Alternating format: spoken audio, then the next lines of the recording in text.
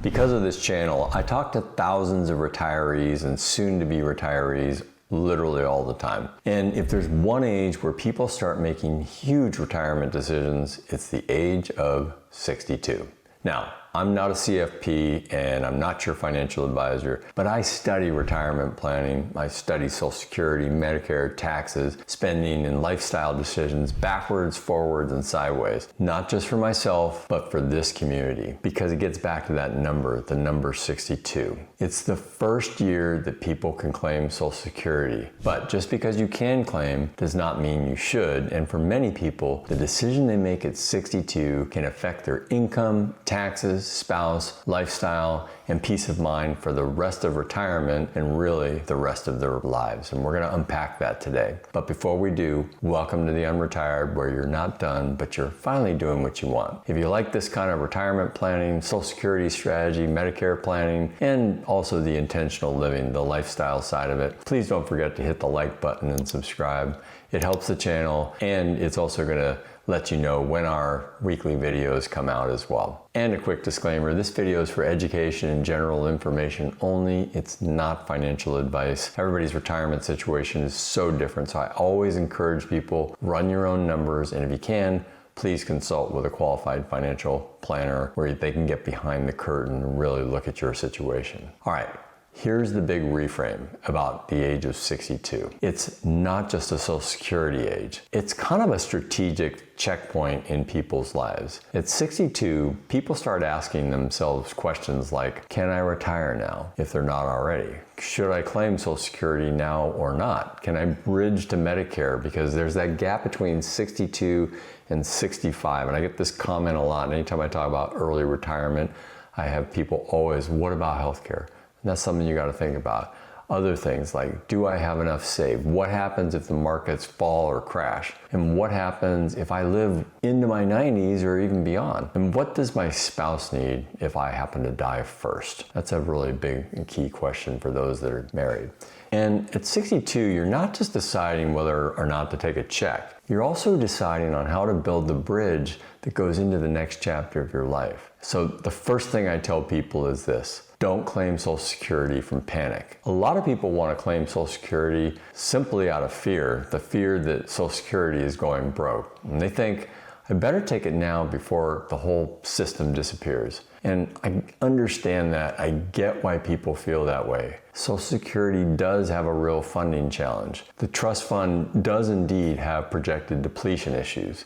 If Congress does nothing, future benefits may need to be reduced. But a funding challenge is not the same thing as a program that just disappears altogether tomorrow. Historically, Congress has always adjusted Social Security before it ran into major issues or challenges. So instead of disappearing, what's more likely to happen is that future fixes might include payroll tax changes, benefit formula changes, raising the taxable wage cap, retirement age adjustments, or just other kinds of reforms. We don't know exactly what's going to happen, but we do know this. Making a permanent claiming decision based only on a panic headline that you're worried that the system is going to crash and never come back, it's usually not a good strategy. So let's talk about then, what does claiming at 62 really matter? Well, if you follow this channel, I've done multiple videos on why you should claim at 62 and why you might want to wait until you're 70 or somewhere in between those two ages. Key thing is here, if your full retirement age is 67,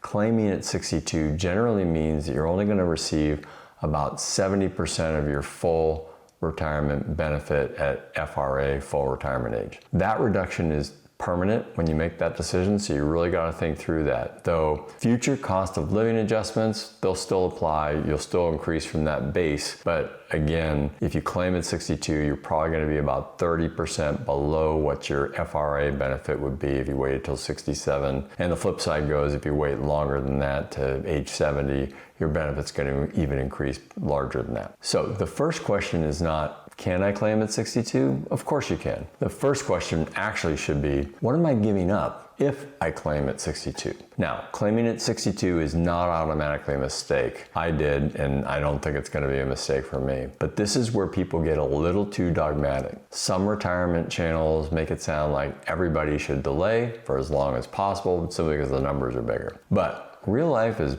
way more complicated than just the numbers. Claiming early may make sense if you need the income. I mean, some people just don't have enough to live on. It also could be if your health or life expectancy is poor and if you don't have enough savings to bridge the gap. It could also be if you're no longer able to work and, like I said, just need the money. And in my case, it could be because you want to preserve other assets like tax deferred accounts. I want to let those keep building and growing before I have to take RMDs after the age of 73. Or you may have a specific household strategy between you and your spouse, or in some cases dependents or whatever, and you understand the trade-offs of claiming early versus late. So claiming at 62 is not automatically wrong, but claiming at 62 without understanding the trade-offs, that's the mistake. On the other hand, waiting can be really powerful too. For many retirees, Social Security is not just income, it's a longevity insurance. And it's one of the few sources of inflation-adjusted income that can last as long as you live. And that matters if you expect a really long life, if you have good health, if longevity runs in your family, and if you're worried about outliving your savings. Another thing that waiting can do is it can also matter if you're married, especially if you're the higher earner. Remember, if one spouse dies, the surviving spouse generally keeps the higher Social Security benefit, but not both benefits. So if the higher earner claims early, that can reduce the survivor benefit for the surviving spouse later. So if you're married, your claiming decision may not just affect you, it may affect the person you love most after you're gone. Now, if you're 62 or getting close, what feels like the biggest decision right now, claiming Social Security, retiring from work, or healthcare before Medicare, taxes, or just figuring out whether you have enough, please drop it in the comments. I read every one of these, and I guarantee your experience may help somebody else who's facing the same decisions. Now, a lot of people want to know, what's the break-even age? And that simply means how long do you need to live before waiting produces more total money than claiming early? And that's useful, but it's not the only thing that matters. Retirees do not live in a spreadsheet, and I say that on this channel all the time. Yes, people focus a lot on just the number. What's the number I need to retire? But retirement is so much more than the numbers, so you can't just live in the spreadsheet. Retirees also need to live with the uncertainty of life, inflation, taxes, market volatility, changes in your health, the situation with your spouse, emotions, and frankly, just real lifestyle needs. Break-even totally matters, but so does just your health. Your family longevity also matters. Spousal protection matters. Investment assets matter. Tax strategy matters. The need for income today also matters. And of course, peace of mind matters too. So the best decision is not always the one that produces the biggest absolute number in a vacuum. It's often the one that works best inside your own actual retirement plan. And if you remember something I said in the disclaimer here about financial advice, I say it again, everybody's situation is so different and individual. You really got to balance all those things versus just focusing on what's the biggest number.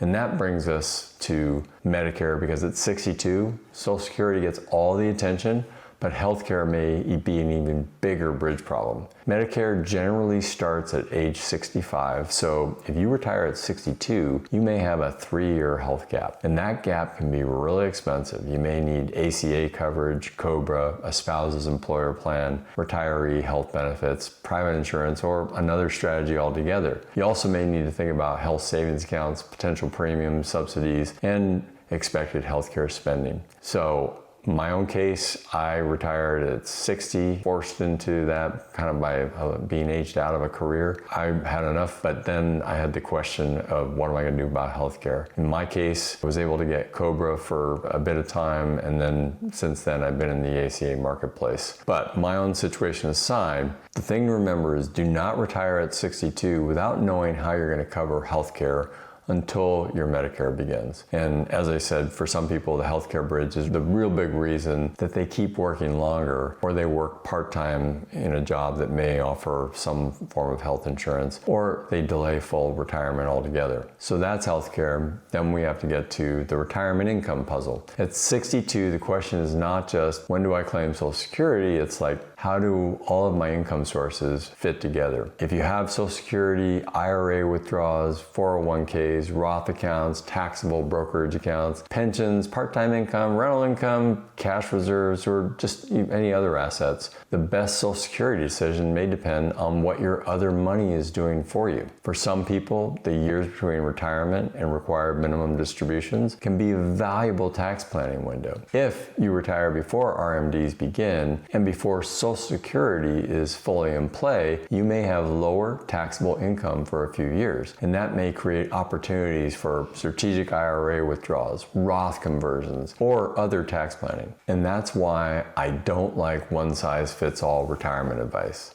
Always claim at 62, just way too simple. Always wait until 70, also too simple. The right answer totally depends on your full picture. So when I talk to people around 62, I'm not trying to give them one magic answer. I'm trying to get them to slow down and ask better questions of themselves and think about their entire situation. Do not claim Social Security just because you're scared. Do not delay just because someone online said delaying for the maximum number is always better. Instead, you need to know your full retirement age benefit, know your age 62 benefit, know your age 70 benefit, understand your spouse's survival benefit, and build a healthcare bridge to Medicare. Run a retirement income plan. There's lots of software out there, lots of calculators, and also think about taxes before RMDs and decide what retirement is actually for you. This last one matters a lot, because retirement, as I say all the time, it's not just a math problem, it is a life design problem. And I get this all the time in the hundreds, if not thousands of people that I interact with. At 62, many people are just so focused on claiming Social Security or their number that they forget the bigger question. What type of life are you actually trying to build and enjoy in retirement? You really have to know where you are. Are you retiring from something, or are you retiring to something? Do you want to travel, part-time work, more time with grandkids, fitness, a move, a business, volunteering, a simpler life, more time with your spouse, your relatives, your family, a different life rhythm, more freedom, more purpose? The money has to serve all those things. It has to serve the life that you intend to live, not the other way around. All right, before I wrap up, if this video is making sense to you, please hit the like button and subscribe. And don't forget to turn on notifications so you don't miss future videos on retirement planning, Social Security, Medicare, money, purpose, taxes, and building a better next chapter. And again, that number 62. We have a lot more videos coming for people that aren't done but are finally doing what they want, which is our motto here. And that really gets to the point. At age 62, the worst thing you can do is drift into the retirement decisions simply because you're scared, tired, confused, or even just simply eligible. Eligibility is not a strategy. The fact you can claim Social Security does not mean you should. And the fact that you can keep working does not mean you must or should either. The right answer is always going to depend on your health, your spouse, your savings, your taxes, your healthcare, your lifestyle, and the next chapter that you really want to live. Age 62 is not the finish line. It's the moment to stop guessing and start planning.